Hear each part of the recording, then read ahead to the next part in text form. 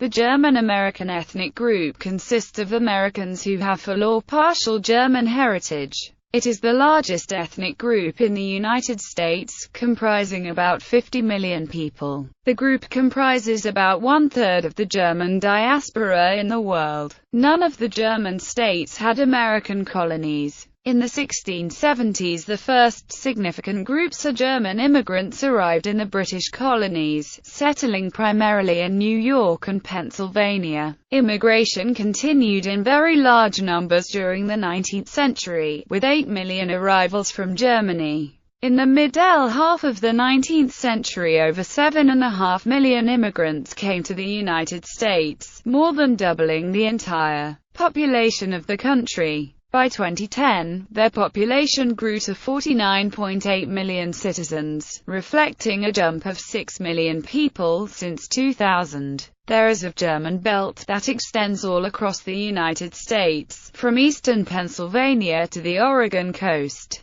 Pennsylvania has the largest population of German Americans in the U.S. and is home to one of the group's original settlements, Germantown, in 1683. The state has 3.5 million people of German heritage. They were pulled by the attractions of land and religious freedom, and pushed out of Europe by shortages of land and religious or political oppression. Many arrived seeking religious or political freedom, others for economic opportunities greater than those in Europe, and others for the chance to start fresh in the New World. The arrivals before 1850 were mostly farmers who sought out the most productive land where their intensive farming techniques would pay off. After 1840, many came to cities, where Germania, German-speaking districts, soon emerged. German Americans established the first kindergartens in the United States, introduced the Christmas tree tradition, and originated popular American foods such as hot dogs and hamburgers.